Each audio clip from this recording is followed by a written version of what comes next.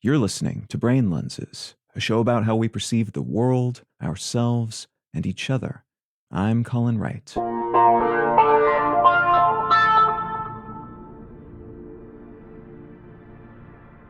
The term vulnerability hangover was coined by researcher and author Dr. Brené Brown to refer to the stomach-churning feeling you might experience after being truly open with a partner, having a private facet of your life shared with office colleagues, or after posting something personal on social media. At times, this can be a purely not good feeling. If you overshare in a setting where doing so is inappropriate, or at an inappropriate level, or about inappropriate subjects, and thus negatively impact your colleagues' perception of your character or professionalism, that's not ideal. In other circumstances, though, this feeling may result from a brave overall positive act, rather than just a brazen one. Opening up about something traumatizing that you've been burying deep, but which might benefit from sunlight, earnest assessment, and possibly the perspective of someone else. That's not easy, but it can trigger the same sense of, now I'm forever exposed and I'm exhausted as a consequence. This exhausting, head and stomach ache-inducing hangover is thought to be the result of frantic cognitive effort, flipping through the infinite possible social outcomes of what was shared, combined with a concomitant sense of public exposure.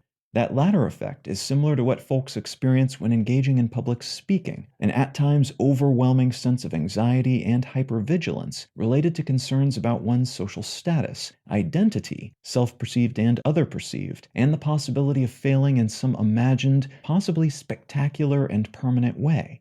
There's an element of the spotlight effect in both public speaking and social sharing, because in both contexts we tend to assume we are being noticed more than we are. In particular, we imagine all of our flubs, shortcomings, stutters, and pit stains are at the forefront of everyone else's mind, when in reality, most people on the other end of our communications are just as obsessed with their own potential failures and imperfections, not fixating on or even noticing ours.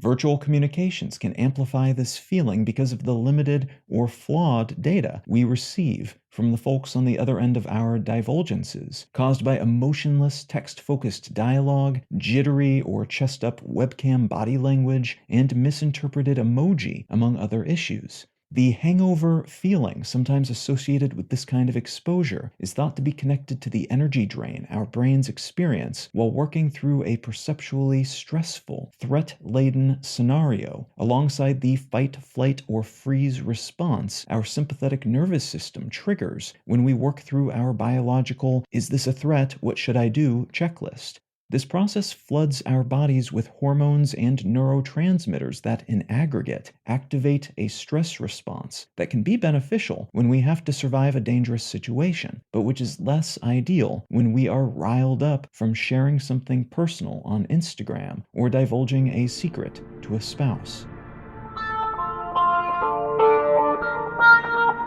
You can find out more about Brain Lenses, including how to support this show, and in return receive an additional episode of the show each week at brainlenses.com. You can also support this and all of my projects at understandery.com. I'm Colin Wright, and I'll talk to you again next week.